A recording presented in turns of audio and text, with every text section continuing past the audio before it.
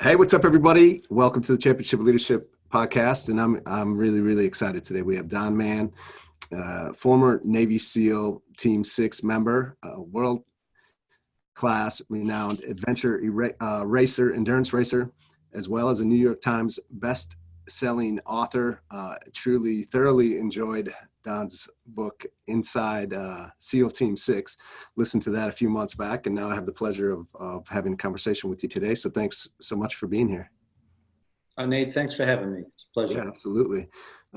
So I always like to ask, just to start things off, is the name of the podcast is called Championship Leadership. So what comes to mind for you when you hear that term, championship leadership? What does that mean to you?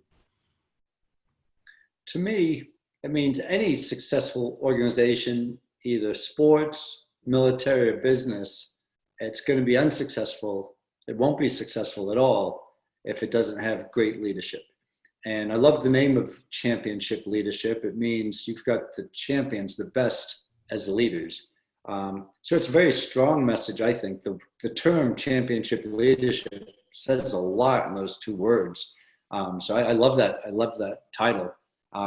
Leadership, if you know, you got the most incredible organization in the world, most well-funded and everything. If it doesn't have leadership, it's nothing. Then again, you could have a small company or with great leadership, and you have something big at your hands. So I love the title, championship leadership. Yeah, thank you. And I'm just thinking to you and all the experiences that you have, obviously throughout your time as a Navy SEAL. Are there some championship leaders that come to mind that you served with throughout your time in the military? Absolutely, and I think about them all the time. There are a number of them, 5 or 6 of them have gone up to be admirals. Wow. And I knew them when they were young guys, young ensigns and JGs and lieutenants, and we were friends, and they were good, hard-charging SEALs. And now all these decades later, they retire as 3- and 4-star admirals, and it's no surprise. So they were championship leaders, and before they were leaders, they were championship followers. They would listen to the enlisted people, they would listen to the other officers, and they were mainly quiet and soaking it up and taking it all in. Then as they gathered rank, they started having an influence of the different SEAL commands they were at. And before you know it, boom, then they end up being the top in the SEAL communities. And it's really great to see. And I think the world of every one of them, I'm talking about the ones who went on to be admirals right now, but there are others too, who stayed lieutenant commander or commander, talking about the officer ranks, that didn't go that far because they could not put up with the political nonsense that's in every organization. And they would speak their minds loudly. And although everybody knew these particular people were correct in what they were saying, it prevented them from going much higher up the chain, like the admirals did. Yeah. So some had the ability to zip it up. Some felt the ability's weakness, and they wouldn't zip it up. And so I respect them every bit as much as the ones who went on to be admiral. Yeah, absolutely. And you mentioned something that really stands out to me as well, is like before they were the championship leaders, they were championship followers, and how important that piece is. Like talk a little bit more about that if you would. Okay. When you go to BUD/S, you really can't do anything but listen and do what you're told. Yeah. If you're a BUD/S student and you happen to be a junior officer or a senior enlisted, you do have some responsibility taking care of the people in the ranks. But you're mainly all ears, a little bit of spoken will come out every now and then. Once you get to a SEAL team, it happens all over again. You're all ears. You just take it in. You listen to the veterans around you. You know they've been around. You haven't been. You're a brand new guy just out of BUD/S. You don't really know anything except how to graduate BUD/S, which is very, very minuscule because the whole world's now open up to you, being a SEAL. Yeah. And then after a while, you start gathering your thoughts and you start speaking up a little bit. And before you know it, now you're in charge of a group of guys, and then more of a group. and a larger group and so on. And then when you go to SEAL Team 6, if you go on to SEAL Team 6 from there, regardless of how long you've been in the teams, 8, 10, 12 years, you go to 6, the same thing happens all over again. You go into their training course called Green Team, and you zip it up and you just listen. No matter how senior you are, you listen. You get to one of the assault squadrons and you don't even speak then either. You listen, and then you start speaking, you start taking charge, and it starts over and over and over. But you have to be a good listener and a good follower to become that good leader. You can't be a great leader until you have listened and followed, those who've been around. Yeah, it takes a bit of, in a way, kind of being some humility and being very humble as well, right? And just kind of knowing that is part of the process. A lot of respect ends up coming through that, and seeing that you are willing to not just have to be the guy out in the front, but that you can know when to lead and when not to, essentially. And, that brings up a good point, Nate, too, even going back to Bud's training. If we get the superstar athlete coming in and he thinks he's everything there is, and he's just a stud of an athlete, and he thinks he's above everybody else, and he's not a good team player, he doesn't help the others who need his help at times, or he thinks the whole team's going to be based on him, the quicker that guy washes out, the better, and he does wash out. So we don't need anybody like that in the teams. And people like that don't end up in the teams. They wash them out in buds. Yeah. It's probably normally those that do wash out really quick, right? The ones that are maybe extremely talented, or their skill level is to a point where, they've never really had to push themselves past a certain capacity. And that's what the process is all about, right? At Buds, it really, we know that you already can do a lot, right? But we really want the best of the best of the best. And so that process is designed to weed those out and weed them out quickly. That's right. Yeah. Talk about, I'm sorry. No, go ahead. Oh yeah. We had quite a few people coming in, and the instructors, the seasoned SEALs, see this in them right away. And they'll put the pressure on until they collapse. They'll break anybody. Yeah. And if they don't collapse, maybe they're wrong. We'll give them a chance. But they put the pressure on, and these, tough guys, whatever, they're gone within the hour usually. Yeah. Wow. It's kind of hard to watch. I'm thinking of one time, the guy on the obstacle course, it seems like all the Buds instructors got together and said, okay, he's done today. This guy thinks he's he's not a team player. He's not helping out anybody. He's strong, but he's not helping anybody out. Let's put some pressure on him. And then they're like, it's like a pack of wolves on one guy. And that guy was just gone. Mentally, physically, emotionally, and as he's ringing the bell. Yeah. Wow. Yeah, I can imagine it. Tell me about the just a little bit of a background on you, and maybe how you got on the path that you did. Adventure racing first and foremost, like highly competitive, highly ranked triathlete, doing some crazy adventure races. You're doing some really, really crazy stuff where risky, life's on the line type events. And then of course, how that all works in as having this career and being a part of SEAL Team 6 as well, and how all of that fits together. For some reason, as a young guy, probably 7th grade, I had 2 passions, or they weren't even passions at the time, but 2 things I was interested in. One was music, which I still am fanatical about certain types of music, and the other one was exercise. And I remember for Christmas, my mother asked me, what do you want for Christmas? And I was thinking, I either want something to play music with, or I want some exercise equipment.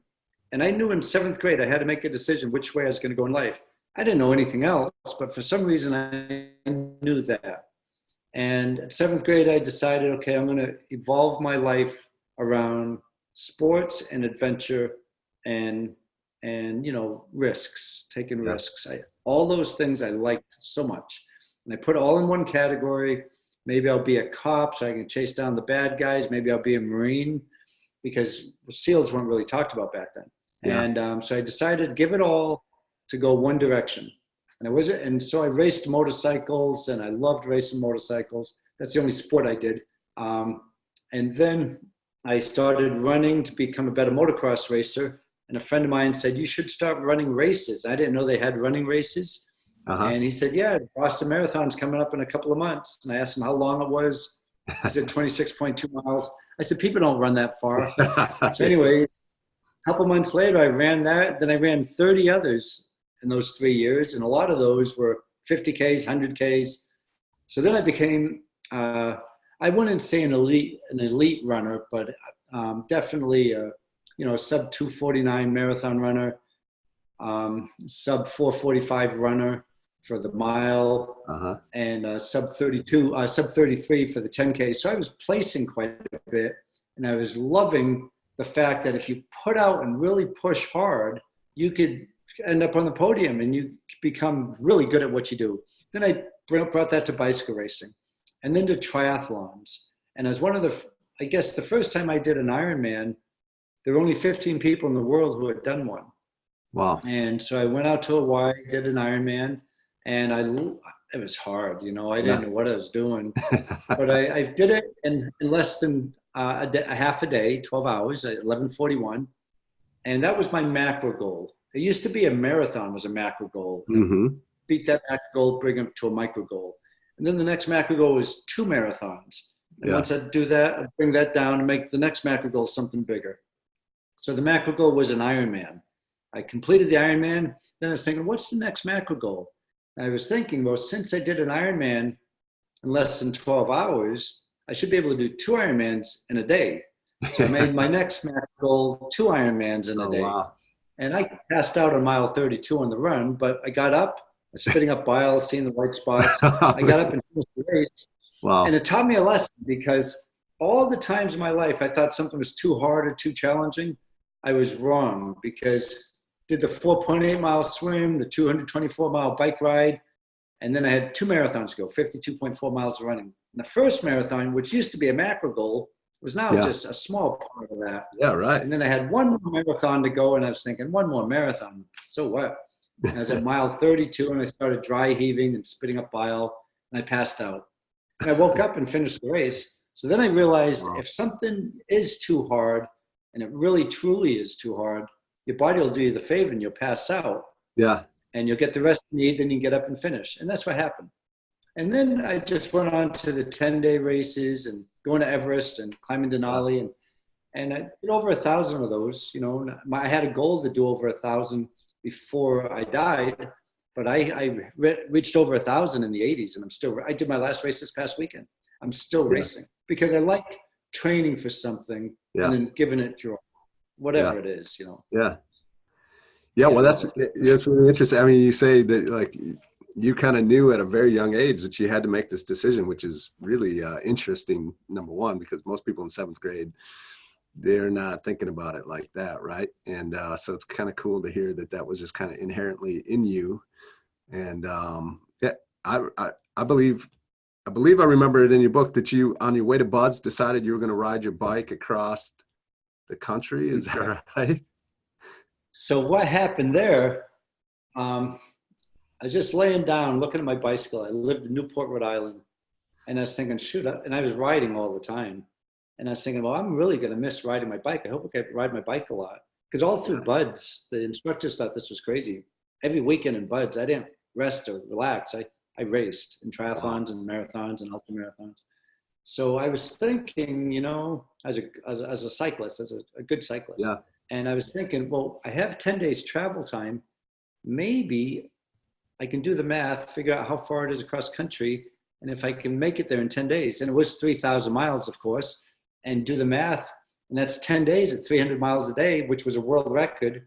So I was sponsored by a bike company in Newport, Rhode Island called 10 Speed Spokes. And the guy's name was Ted. I said, Ted, I'd like to ride my bike cross country and do 300 miles a day. He said, whoa. So let me call Guinness. And he called Guinness World Book of Records in London. And they said, that's a world record. even if he does it East Coast to West Coast. Most people go West Coast to East Coast because of tailwinds. But I was thinking, well, I'm on the East Coast. I have to go to the West Coast. And I went on a radio talk show, and someone had called me and asked if they can join me. And I said, yeah, but it's not going to be any fun. It's 300 miles a day, not 290, not 288, 300 miles a day. We have to enter a vehicle, a support vehicle. It's going to be 18 to 22 hours a day on a bike. And then we can sleep. Yeah. But if we take 24 hours to go 300 miles, there's no sleep that night. Right. And a long story, he quit on me. Yeah. And we made it every day. He wanted to do less and less mileage. Yeah. And he said, let's just do 100 a day. I said, 100 a day? Anybody can do 100 a day on a bike. That's that's nothing. Yeah. We're going for a world record. It's supposed to be hard. Yeah. But he quit on me. And so we packed up the bikes, and I thought I'd do it another day. And that's definitely a regret I'll have for the rest of my life that I didn't follow through with that. Yeah.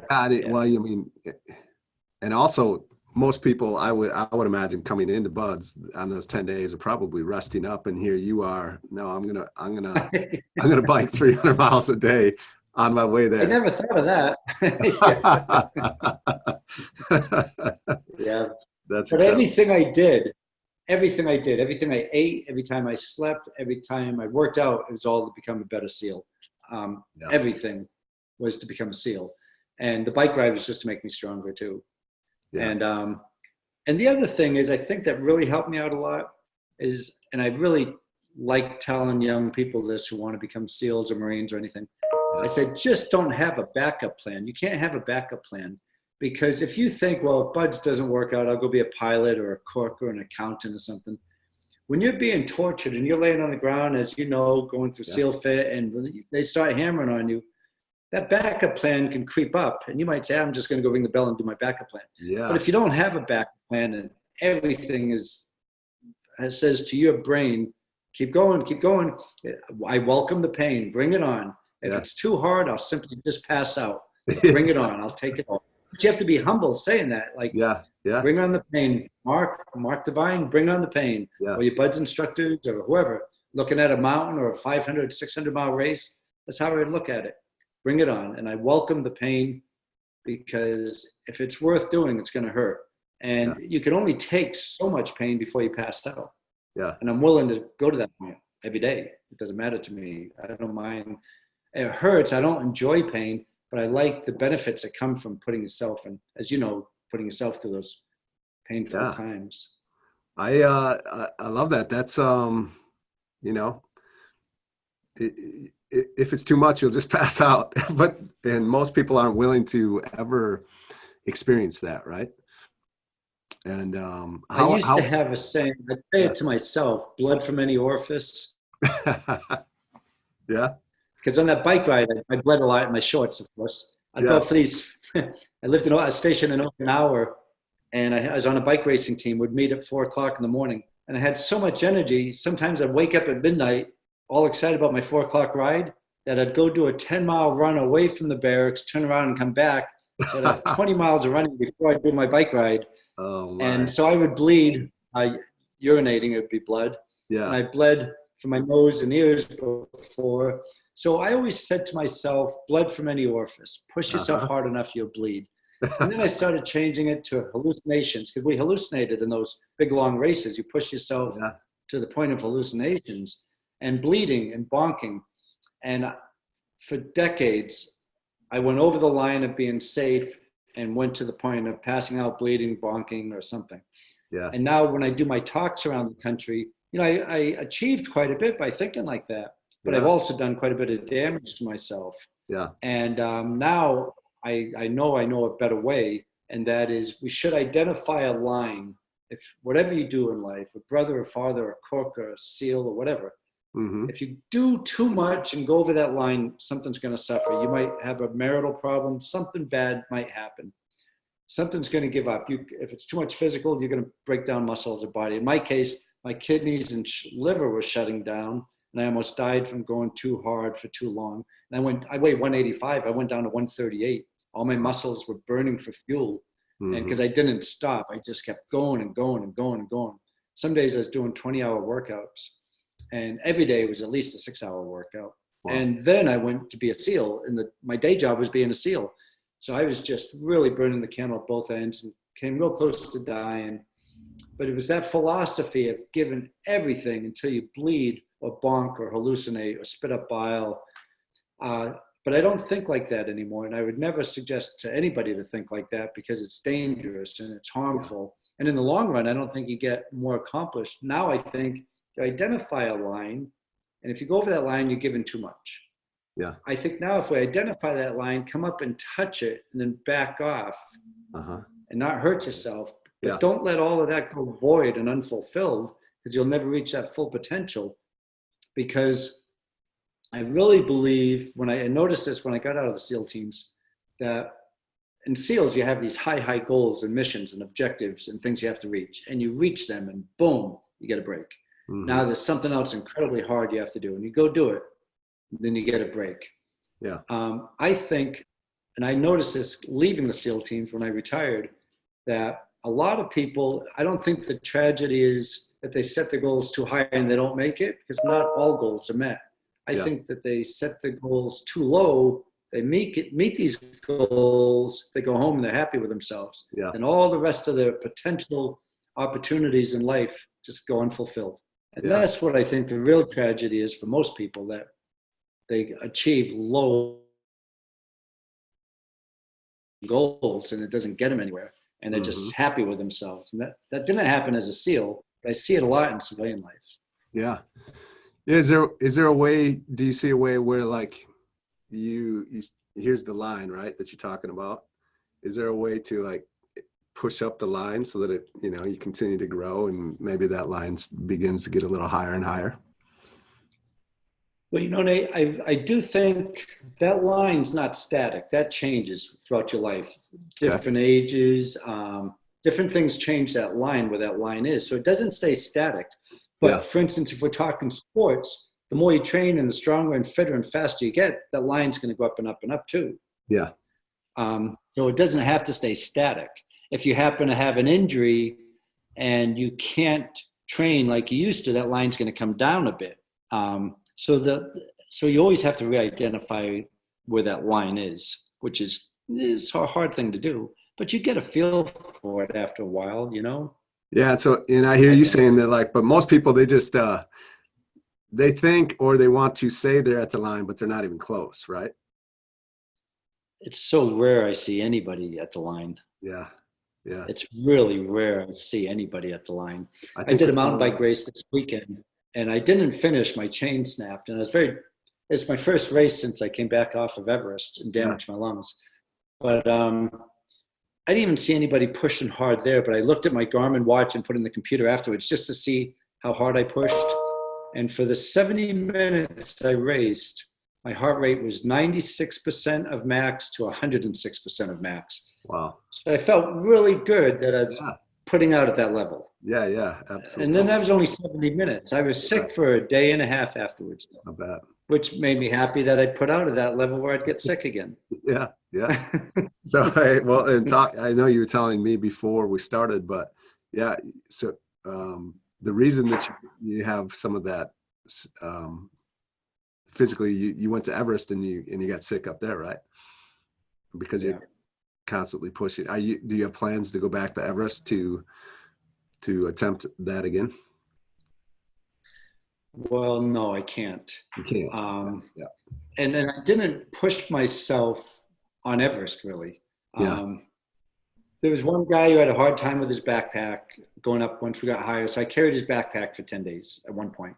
Sherpas carried most of the way, but I carried his smaller pack, and I carried my smaller pack, so I had 2 packs. But that didn't really put me over the edge, because people thought maybe I was doing too much work up there. There were a couple times on our training days when we'd just go up high and come down low, go up high, come down low. I would run down instead of hike down. They were a little concerned that was too much, but it felt okay. I didn't feel like I was exerting myself at all. But I don't really know, because with HAPE and HACE, high altitude pulmonary edema and cerebral edema, you don't know why people don't know why it comes or who it's going to happen to. So for me, when I started getting up on the ice fall where the ladders are, where you climb the ladders and you cross the ladders, it's the most dangerous section on Everest. What happened with me is I put my head down and fluid was coming out of my nose and my mouth. And I could hear my breath sounds. It was gurgling. I didn't know why. It just happened fast. Wow. And then it got really dark. I thought a storm was coming in, but I lost my color vision. Mm-hmm. And then I couldn't remember where I was. And then I passed out. That's how fast it happened. Wow. And Andre Dorje Sherpa, the most famous Sherpa in the world, was with us. And he came up and he said, Don, what's the matter? I said, I can't breathe. And he's been with a lot of people who've died up there. You know, Yeah. he's the hero of Everest, the most recent Everest movie, and the book Into Thin Air from John Krakauer. He's a hero of that. Yeah. He saved a lot of lives. He's Yeah. been with a lot of people who've died up there too, and he knew what I had. Yeah. So he tried to help me out. I got to a New Zealand guide, and I was able to breathe his oxygen, but I didn't know which way to go, and I couldn't really take steps without passing out. So I put my hand on his shoulders for balance. I didn't know which way was up or down. I had his oxygen mask on, but it wasn't because I was pushing myself too hard. It was because some phenomenon happened to me, and people don't know why that happens to people. And then we got to this big ice wall, and the New Zealand guide, his name was Mike, he said, can you rappel? I said, of course, I rappelled all my life. Of course I can rappel. Yeah. And I had a nice climbing jacket on, my climbing harness, and he went down. And I got the rope, and I looked at my harness, and I looked at my figure eight. I was thinking, I forget how to hook this up. I couldn't remember how to do it. Yeah. But I saw some Sherpas wrap some lines around their arms and going down the cliff sides, ice walls. I was thinking, I'll try that. And I took the rope and wrapped it around my arm a few times, but not really seeing right or thinking right. And I just came off the wall, letting one loop at a time come off my arm. Wow. And I made it. And then there was a doctor, a very famous doctor. We lost our doctor due to HAPE also, high altitude pulmonary edema. So they had to go find another doctor for me. And this woman came, and she had a big, big scar on her leg because the year before, when all the avalanches were killing all the people, we were worried about that too, because there were avalanches everywhere. And so this avalanche came, and a big thing of ice hit her in the leg and ripped her leg open. And she sewed it up in order to save other people's lives. So she came and treated me, and she basically told me in a nice I way, if you went up any higher, if you stayed where you were, or if you don't get off this right away, you're not going to survive. And so I had no intent. I didn't even have the ability to think about going up higher or saying anything but yes, ma'am. You know, I didn't push myself. And I got back down to Kathmandu, and the flight couldn't come in. There was a storm, so we had to wait an extra day. And we just went down that mountain for an hour in the helicopter and came into Kathmandu, and I was choking and coughing and choking and coughing. And the doctor says, you're lucky to be alive. You know? Wow. So I'm recovering from that now. And I have no regrets. I'm so glad I did that because, Nate, to tell you the truth, I'd rather, even if I knew the outcome of that, I'd rather have experienced what I experienced than going through the whole rest of my life wishing I had tried it or hope. Yeah. I should have, I could have, I would have. I didn't want to be there. I'd want to be absolutely. like, hey, I gave him a shot. Yeah. Well, I mean, that sounds like, I mean, that's just who you are, right? And yeah. So how do you take all of these experiences, you know, on the SEAL teams, all of the, like Everest, the adventure races? I was just listening to your book again a little bit before this, and you're talking about the hallucinations on one of the adventure races in your kayak or in your canoe, and a beautiful woman comes out of the water, and you stop paddling, and your partner's Japanese woman. What's a full dress kimono. Yeah. He's like, what's going on? He's like, so how do you take all of these experiences and like apply them to your life to help you to continue to move forward? Well, I'm 62 now, and I don't look forward to those experiences helping me do anything else. I mean, I've got them. They're going to be with me for the rest of my life. Yeah. What I like doing now is taking those experiences and lessons I've learned and just sharing them. And I do that through writing and speaking. Yeah. And I enjoy the process of talking with you and talking with others. And like, for instance, now I'm working with AMI, which is Advanced Medical Integrated. And they're all about helping veterans get off of opioids and worried about the suicide rate and trying to find means like stem cell therapy or PRPs or non-medicinal therapy for veterans. And So they work with stem cells and things, and they offered me some stem cell treatment. I can't believe it. In 2.5 weeks, I was pain-free. I'm lifting more weights than I've done in 6 years now. I'm running faster and biking faster than in 6 years.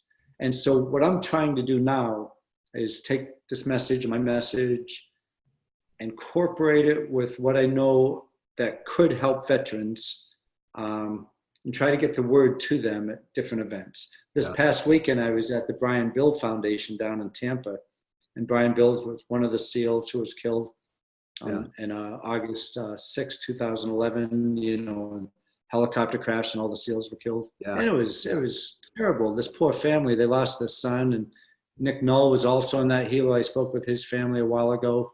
And those families, all they're trying to do is get the word out to other veterans, like, we have a foundation, we're here to raise funds to help other veteran families go through this. So, of course, that's not a career, because I'll never think about charging it at all for anything like that. Right. But that's what I enjoy doing now, helping veterans, trying to get the word out for them to get treatments, and try to get them away from the pharmaceutical type treatments that so many are addicted to opioids now. One interesting fact I heard was we are 5% of the world's population, and we use 95% of the world's opioids. Wow. And the veterans, they come home, and the business model is, the medical model is, do a 6-minute visit with you and take these prescriptions. We have so many veterans now just looking for help, and they think the doctor's going to help them, but there's other ways, and that's what I'm focusing on now. Yeah, it's so good to hear you doing that, because I've seen it personally, like just people I know that, and like you said, I mean, there's so many that I think just about everybody's run across it in some form of their life, whether it's them or someone close to them that has struggled with that, and it is it's an epidemic right now. So yeah. I grew up during the Vietnam era. I was too young to be in the military, but we had 10 years of Vietnam, and every day I'd come home, see the news. We lose more and more people every day, but we lost 58,000 people in that war. Yeah. Last year we lost 60,000 on opioids. Wow. To me, that's like, it puts it in perspective, So crazy. And it gets, at least this administration is doing a lot to slow that down. Yeah. But we've never been in a situation like that in our country. Yeah. What, you've written 20 books, and I know we joked around that, you don't see yourself as much or as a big author or whatever, but you have written 20 books. So you're doing something. Like what's the vision behind, just continuing to spread the message that you do have through your books to people? Well, some of the books I've written are just for fun. They're fictional, but they're based on real world events that are happening. And that idea came through the movie of Forrest Gump. I was thinking Forrest Gump was a fictional character who put us through 20 years of history. Yeah. Vietnam, Watergate, Nixon, Johnson, Kennedy, the ping pong championships. Yeah. I was thinking you could almost take a fictional SEAL and weave them into what's going on today in Syria and Iraq and all these places, Korea.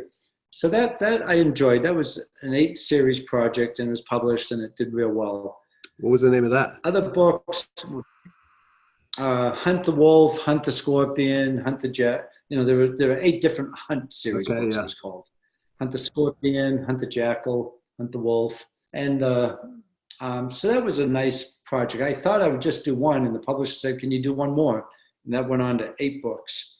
The other books, I was asked by a politician. He said, "Don, you race at the highest level in adventure racing. You produce adventure races, and you produce more than anybody in the world, and you teach people to do it at your adventure racing academy. Why didn't you write a book?" I said, "I don't want to write a book." He said, "Well, why don't you just do it on tape, and I'll write it for you?" So I did it on tape, and that was the first book. And then I was teaching weapons and tactics for the U.S. government, and my boss said, "Don, you get all this material. Why don't you write a book?" I said, "Jimmy, I don't want to write another book." So finally, I wrote another book. And then survival, the Navy called me. They said, "The Marines have a survival manual. The Army has one, but the SEALs don't. Would you write a survival manual?" I said, "No way. I'll have to do so much research," but I did that too. And then the 8 novels was a lot of fun. But to tell you the truth, my favorite project has been, the talks that I like to give is called Reaching Beyond Boundaries. Mm-hmm. And that's only an hour talk. And I've been wanting to, the people who motivated me and the people I look up to so highly, I wanted to be able to talk more about those people. And in a 1 hour talk, it's just limited. So I wanted to write a book on where that talk came from and where that motivation came from. So I love that project, the Reaching Beyond Boundaries project. And then from that stem 3 smaller books we call the trilogy. They follow on Reaching Beyond Boundaries. So those have been my favorite. The motivational books have been, not the how-to or the novels so much, but the motivational books. Yeah. What's next for you physically? I know because you're always going to be pushing. You just had a race this weekend. You like having something in front of you to really work towards, train for. What's next for you in that realm?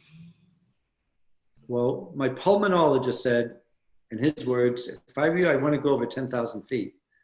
So he didn't tell me not to go over 10,000 feet. He just said, if I were you, I want to go over 10,000. Yeah. He was Johns Hopkins doctor.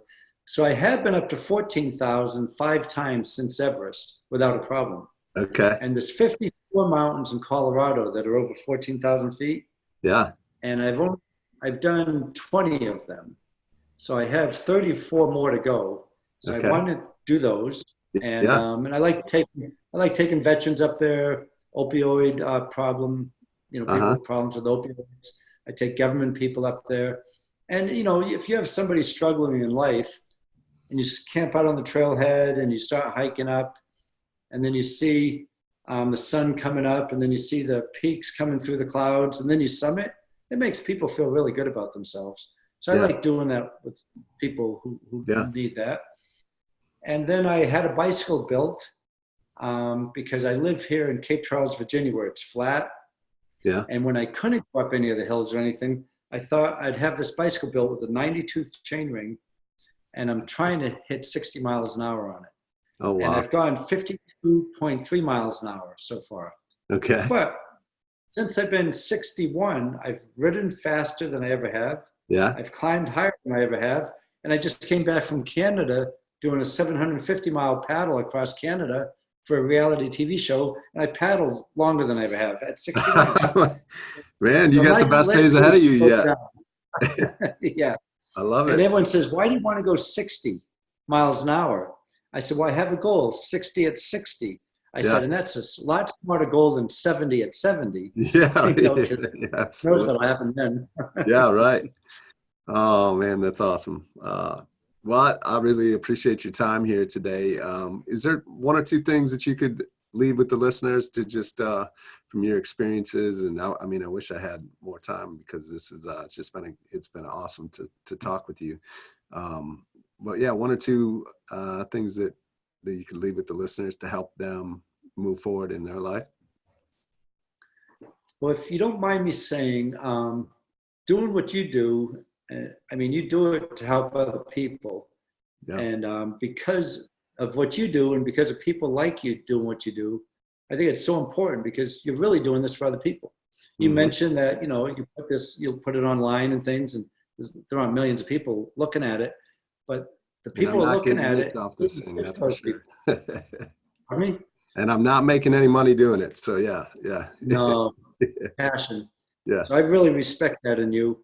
And I think that for others, maybe if I was able to say anything, for instance, I can say one thing. If somebody was interested in becoming a SEAL or a Marine or an Army Ranger or a police officer or a firefighter, something physical, all my life, people have been asking me for what I thought and some tips I could give them. And I have that narrowed down now that I'd like to share. Yeah. And that is every single day, do something to make you stronger. And that can be bench pressing. It can be going to CrossFit. It can be going to yoga. Who knows? It can be doing 100 push-ups in the backyard. It could be something. And don't expect that schedule to go on a silver platter and be handed to you. Right. That person should figure it out. Every day, do something to make you stronger. And number 2, every day, do something to make you faster. That might be hitting the speed bag faster, doing fartleks on the road, doing a trail run at a faster time than you did before, doing sprints on the track. doing your 100 perfect push-ups quicker than you did before, but every day do something to make you a little bit faster and somehow. And number three is whatever it is you want to do in life, if it is a SEAL or a firefighter or a police officer or something, every day do something to be smarter. Like do the research, pay attention to the news, study the history of special operation forces, like the raid that just happened this week. That raid was impeccable. Let's study what happened there. And every day do something to make you smarter. And then most importantly, number four is every day do something to help somebody. Because in all of these career professions we just discussed, they all require you to be a good team player and a good teammate. And if you're going to help your neighbor fix the back door, you're going to help this little old lady take out groceries, or you help your brother because he's sick. But every day do something to help people. And now they're discovering that when people help people, it lowers their stress levels. And it's good for everybody. Yeah. And the best SEALs are the best team players, the teammates. Mm-hmm. And if they can help other people, no matter how strong or fit or smart they are, the best quality, I think, is being a good team player, teammate. Yeah. That'd be, I think, the best advice I could leave. That's beautiful. Yeah, thank you. I love it. Wrote it down myself. So I really appreciate it. And thank you so much. What's a few ways that people can follow you or find out more about you? Well, I have a website, and it's usfrogman.com. And Frogman is spelled like my last name with two N's. So it's usfrogman2Ns.com. And I'm on Facebook under my name, Don Mann. And that's how I usually get in touch with people, if people get in touch with me. Yeah. Great. And we'll make sure that we get some links in the show notes too, so that they can easily access that. And I got to get these books. I normally read like the personal development stuff, the type like the Inside SEAL Team 6, but I enjoy fiction too, or nonfiction, right? Is it nonfiction? Fiction. Yeah. Nonfiction's not false. Yeah. So those are true. Yeah. The Hunt the Wolf and the Scorpion and the Jackal. That's what I'm trying to say. So the novel type.